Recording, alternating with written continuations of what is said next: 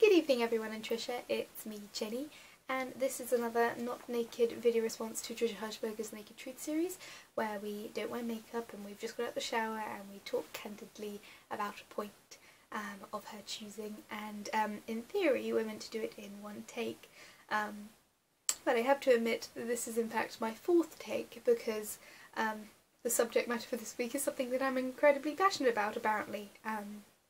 I didn't realise that until I'd started filming, and I ranted on for about 20 minutes and my camera ran out of space, and so I deleted it and tried again, and the same thing happened, and then I deleted it and tried it again, and the same thing happened, and then my camera ran out of battery. So it is now quite late, but I can't go to bed because my bed is littered with props for this video.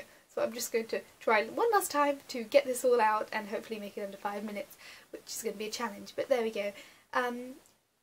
For me, being part of the cosplay community is partially about being creative and really challenging myself to make something that I feel happy with and that I can look in the mirror and be like, that is awesome. And that is something that I've always been passionate about, and I just didn't know the name for it. The idea that, you know, I've always loved costumes, I've always loved theatre, I've always loved dressing up, but my family has always been kind of along the lines of, if you're going to dress up, we're never going to buy you costumes, you either have to make them, and obviously when I was a child I didn't have a skill set for making any costumes. I, you know, didn't have the time or really think about it creatively enough to make good costumes, and so I'd look at my friends who had these wonderful shop-bought costumes at these costume events or theatre productions, and I would be there and, you know, cast-offs from my third cousin that doesn't fit and looks awful and doesn't really fit the theme. And lots of make-do costumes, and I was always very jealous of people who had better costumes, or I would put in so much effort, and you know, when I was in my mid-teens and I'd go to my one costume party for 5 years and I'd put in so much effort and I'd think through the costume, and I'd you know, wear a summer dress and carry a basket and braid my hair and then wear a necklace with a teddy bear on it and do zombie makeup, and then I'm zombie Goldilocks from the Three Bears, and it's really, like, I put in so much thought and no one would get it, or they think I'd overdone it, and I just didn't have a name for it for a very long time. And then I saw the Bioshock cosplay, the one with the little sister and the full-blown Big Daddy, and I was suddenly like, this is what I've wanted to do, and I've never had a name for it. And at that point I didn't have the skill set, I didn't have the film and media experience to really choose characters that I really liked. I didn't have the experience to make the costumes that I like, and I didn't really have the friendship group that go to places where you can dress up. You know, I didn't have that many friends, I didn't go to that many costume parties as a kid. I wasn't allowed to do Halloween as a child because I'm from, I went to a Church of England primary school, and Halloween was seen as a very American legalised version of begging, and was very strongly disapproved of, and so when it wasn't until last December was my first time I watched an anime. Last September was the first time I ever went to an anime convention, and those were the times that I cosplayed, and the reaction that you get when you're part of a community and you're dressed as a character and they can recognise you as a character, that's the other part that I love. I love being creative, I love challenging myself to make props, like doing the, this is an old shotgun, and I did the pearl work, using nail polish and glitter nail polish to make it glitter for my Mame costume. I made these out of modelling clay for my Morgiana cosplay. Being creative, like, for I did a sort of pin-up 50s style version of Shell from Portal, so I thought, like, if she'd been dropped into, in Portal 2 when you get dropped right down to the bottom levels and you work your way up from the 50s, I was like, if she'd been dropped in there in the 50s, she might have had to wear an outfit like this, because it's clearly got some misogynistic tendencies going on, so she would have been, you know, running around in the bottom levels of Aperture Laboratories, Aperture Sciences, wearing a 1950s sort of pin-up style thing, and I've got myself a companion cube flower, and those are my portal bracelets that I made, and I worked really hard to make this costume accurate but costume original. So the blue belt around the edges, in her Ball 2 costume she wears like tights are exposed here that are blue, and she's wearing a blue tank top underneath her tank top. So I've got the blue shawl, I hand embroidered the Aperture logo, obviously companion cube. I had mismatched earrings, so one of them was blue, one of them was orange.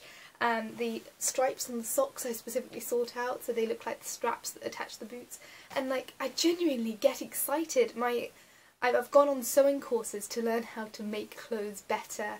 I'm still not good, but I'm getting better. As I said, I've made companion cubes and things out of modelling clay, which I've never done before. I made a portal gun, although this is a very bad picture.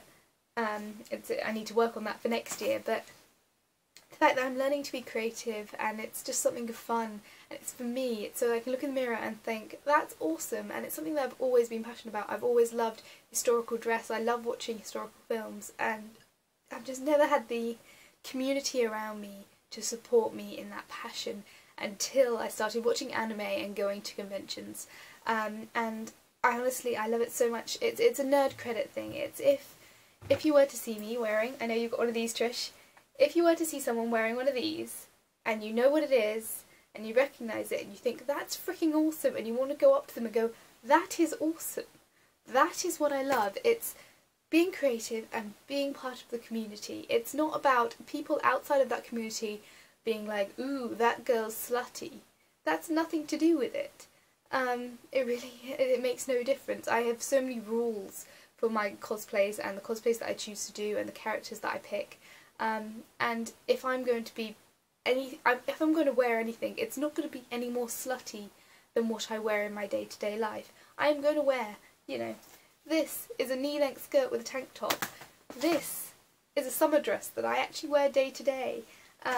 Pretty much the shapes of the costumes are not going to be more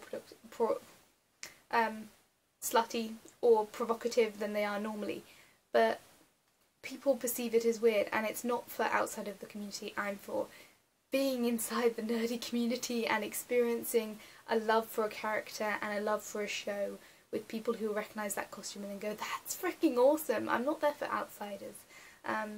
Yeah, and things like, this was a gift from my mother for my 21st birthday. It's a full-length Edwardian style dress for Jane Austen Week in Bath, which is a big costume event that happens in Bath, where everyone goes in costume, and I wore a bonnet and gloves and everything, and people outside that community looked around and took pictures and thought that's weird, but they didn't accuse us of being attention whores.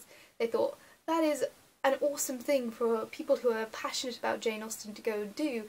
You guys look fabulous, you know, 500 people all in proper costumes with, you know, gloves and bonnets and all sorts. It looked amazing, and people were supportive in that community, and I don't see why that is different from people looking at a nerdy convention and thinking people in costume. They're not thinking those people are passionate about their subject and they look pretty cool. They're thinking those people are all attention whores, and I find that really cruel and unnecessary.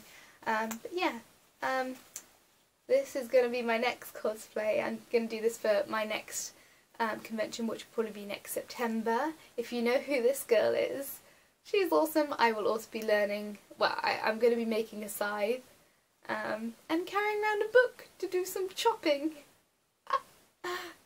This makes me happy. Cosplay is about making you happy as a person and being part of your own community.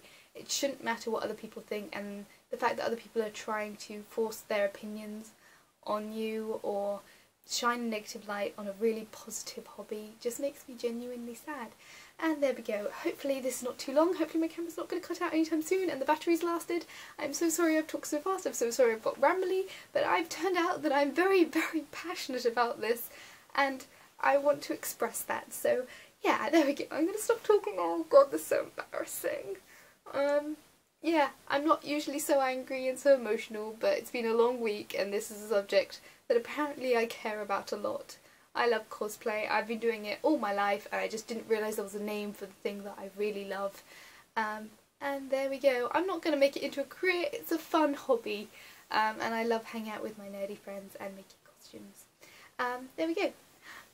Bye guys, feel free to comment. Thank you for the pic, Trisha, I'm so glad you brought it up. I think I asked you to talk about it in one of my previous videos, possibly on winning or courage, one of those two. So thank you so much for bringing up this topic. I didn't realise how passionate I was about it until, you know, an hour's worth of filming went in and out, so there we go. Anyway, bye guys, please comment whatever's. I'm going to sleep.